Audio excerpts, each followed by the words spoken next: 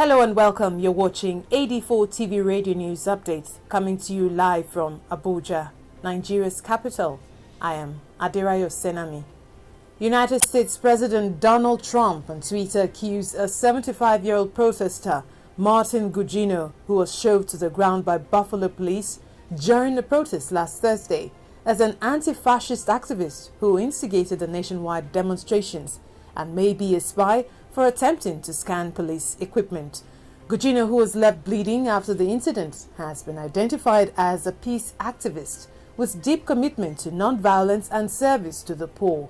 Meanwhile, President Trump has gotten a lot of backlash for his insensitive tweets, coming at a time when America is embroiled in nationwide anti-racist protests, which has also escalated to other parts of the world.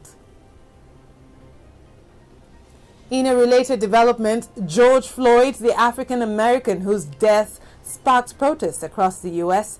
and around the world, has been laid to rest at Houston Memorial Gardens beside his mother.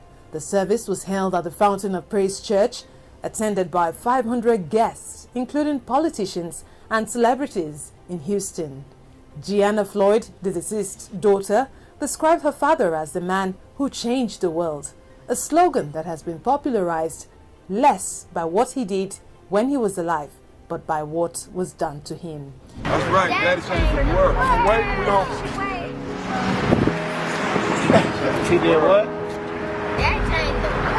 Daddy changed the world. Meanwhile, the anti-racist protest has led to calls to defund or outrightly abolish police departments in the U.S. The Education Minister in Malaysia on Wednesday said it will begin reopening schools from the 24th of June as the country re-enters its recovery mode after 3 months of strict curbs on movement and businesses to contain the spread of the coronavirus. The country has, however, started to lift most coronavirus restrictions after the government declared the virus under control.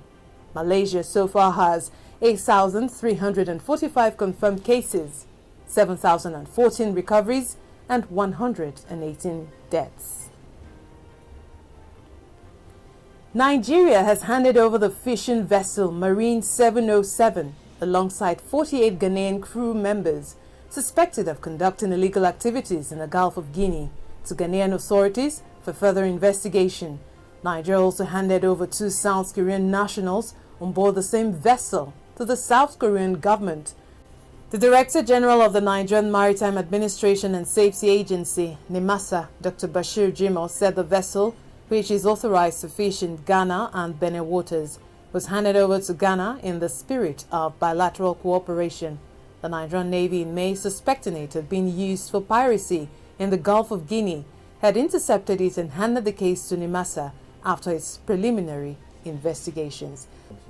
We take a break now, and when we return, ministers tasked leaders on community sensitization. We'll be back shortly. I am a refugee from Rwanda living in Kenya, but I'm also a nurse working on the front line during this COVID-19. I'm a refugee from Iran living in Sydney, Australia. I'm also a civil engineer running online series of live conversation with doctors for the community. I am a refugee in Ghana, but I'm also a nursing student. I help my community to stay safe by sharing useful information on COVID-19. I'm a South Sudanese refugee living in Nairobi, but I'm also a communication officer giving timely and verified information on COVID-19 to my community. I'm a refugee from Burundi living in Rwanda. I'm also a refugee college guidance counselor providing support to refugee students during this pandemic. I do it for you. I do it for you. I do this for you. I do it for you. I do this for you. I do it for you. Welcome back. You're watching AD4 TV Radio News Update. Minister of the Federal Capital Territory, FCT Nigeria, Mohammed Musa Bello, has charged royal fathers and area council chairmen to educate and sensitize residents on the need to comply with established protocols and safety measures to curb the spread of COVID-19 in the region. The FCT Minister of State, Dr. Ramatu Tijani Aliu, also advised against the stigmatization of COVID-19 patients, stating that those infected did not deliberately seek to be infected. Both ministers spoke at an emergency COVID-19 meeting of stakeholders in Abuja. Kaduna State, Nigeria has eased restrictions on business activities and interstate travels placed to curb the spread of coronavirus. Governor Nasir El-Rufai on Tuesday lifted the restrictions and imposed an 8 p.m. to 5 a.m. curfew. Mosques and churches are also allowed to resume activities only on Fridays and Sundays, while working hours are from 9 a.m. to 3 p.m. Schools and markets will, however, remain closed until further review. The governor apologized for the suffering caused by the 75 days of partial lockdown and implored worship houses and business owners to comply with stipulated guidelines.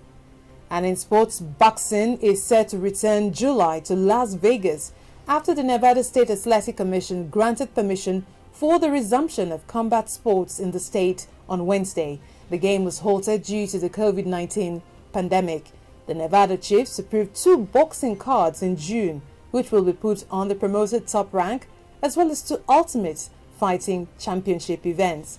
The cards are the first combat sports events to be staged in Nevada since the COVID-19 pandemic erupted. And that's it on 84 TV Radio News Update, coming to you live from Abuja, Nigeria's capital. You can join the conversation on our website at www.84tvradio.com. Please follow us on our social media platforms at 84TV Radio on Facebook, Twitter, LinkedIn and Instagram. Subscribe to our YouTube channel at 84TV Radio. Many thanks for watching. I am Adirayo Senami.